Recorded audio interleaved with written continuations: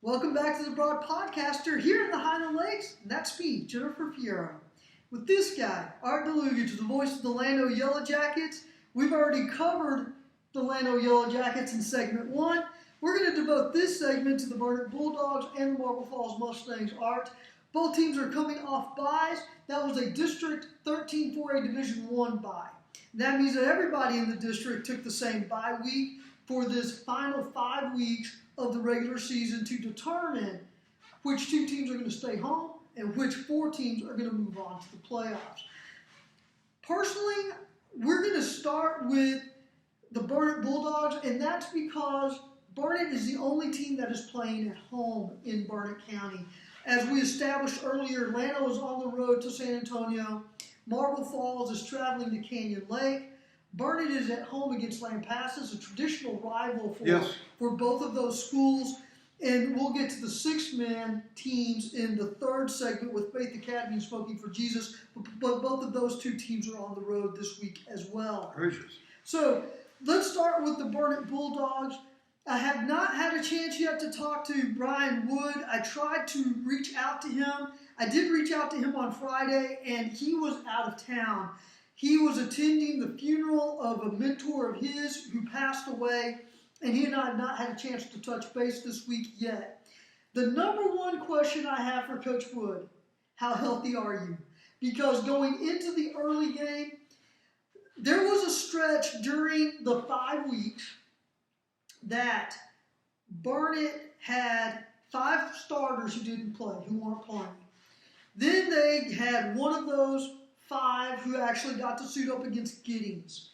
And then they had maybe 1 or 2 more who came back. Well, the bye week should help. Yes, and I do think that it did help a great deal, beginning with Dash Denton, the outstanding junior running back / linebacker.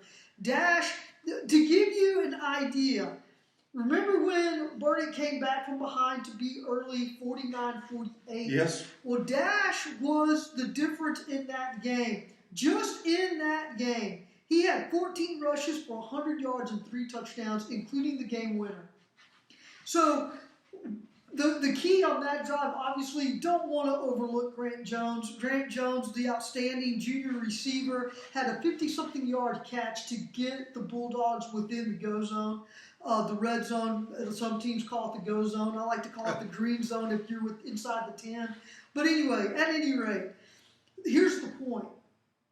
If Dash Denton comes back and he is playing extremely well, he's just put the rest of the district on notice, in my opinion. I think he's that gifted of a runner. I don't know that I would put him in the category with Miguel Hernandez or with Kirkendall, because those 2 players have played all season. But I don't think Dash played against Llano in week 2. I think he was sidelined for y'all's game. Is that right? I'm sure I didn't call that name. Yeah. So if he, Rodriguez is who I call the most. And he's the reserve. So that makes me think that with the extra bye, I would be shocked if the Bulldogs did not have a full group of starters ready to go. Not saying they're going to be 100%. I don't know that you have any player in this point in the season after 5 or 6 games that's 100% healthy. You know, one thing I find interesting about the game, not being a real, having big time knowledge of Burnet, is I love to follow Lampasas, and I can't quite figure them out, how good they are. I think Burnet will win this game, but it seems like every week is a different scenario for the Badgers. Yes, and that's exactly how their statistics appear. They are led by quarterback David Flores. He has completed 92 of 140 passes for 1,214 yards, 17 touchdowns, and 5 interceptions. His top target is senior Ethan Moreno, a wide receiver. 42 catches, 542 yards, and 2 touchdowns. About a third there of the receiving yards. Well, the 17 touchdown passes is more than 3 a game. That's pretty good. Yes. Awfully good. And the Badgers run what I consider to be a traditional spread. I can't tell if they have a tight end or not. That's the one thing I can't tell. But they like to line up in 3 and 4 receiver sets for sure.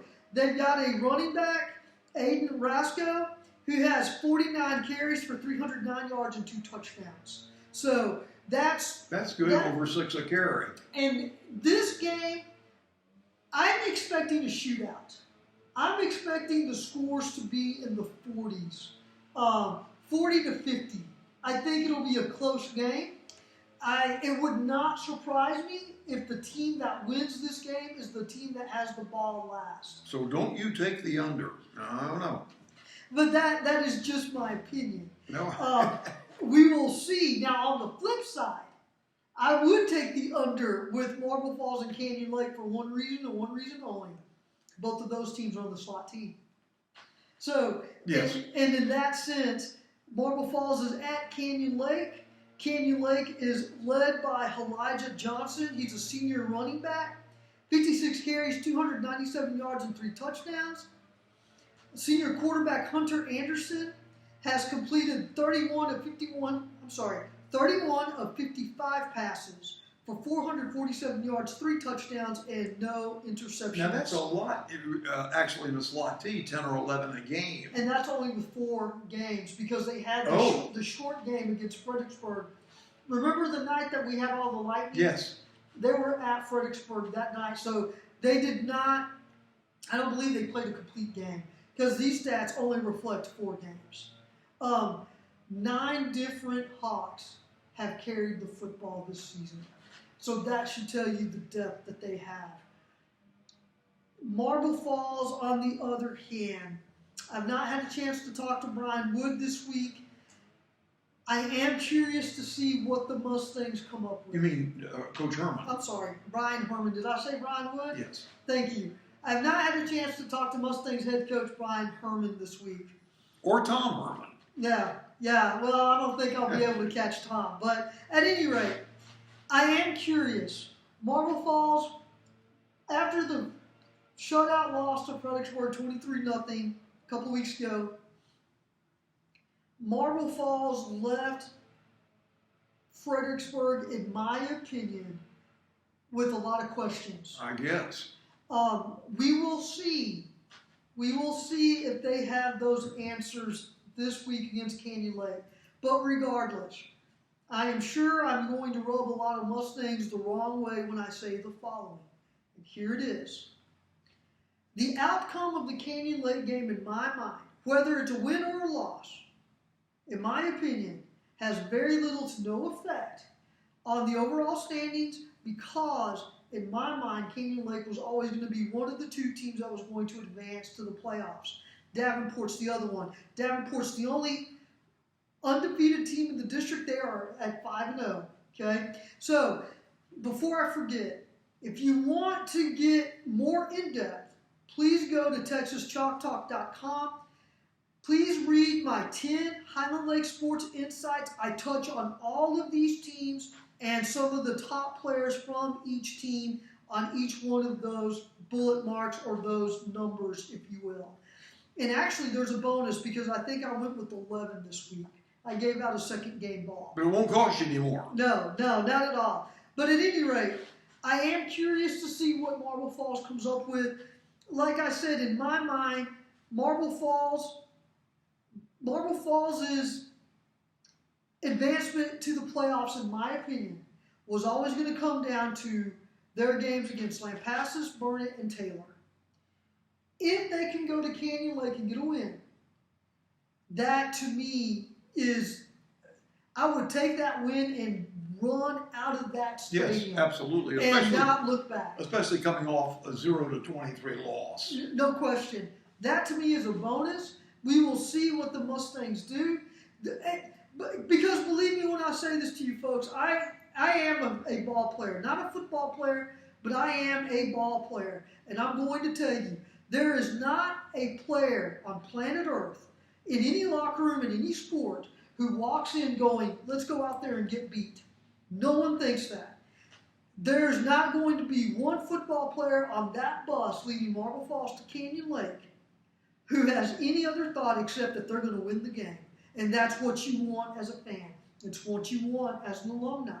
I promise you, Lampasas is thinking the same thing when they visit Bulldog Field. And I guarantee you, there is not a Bulldog who is thinking to themselves in their own field house that they're going to lose at home. It's not going to happen. If those youngsters who are on that bus thinking that, they should get off the bus. Yeah, there's no doubt. And those coaches will have their kids ready to play. Yes. No, make no mistake about that. Okay, before we end this, I do want to make mention Lampasas is at Burnet. Marble Falls is at Canyon Lake. Both of those games on Friday night. Both kick off at 7:30. That's it for segment number 2. Once more, for all of your Highland Lake sports news, go to TexasChalkTalk.com and please make sure you like, subscribe, and share the channel. When we come back in segment 3, we're going to talk a little 6-man football. We'll be right back.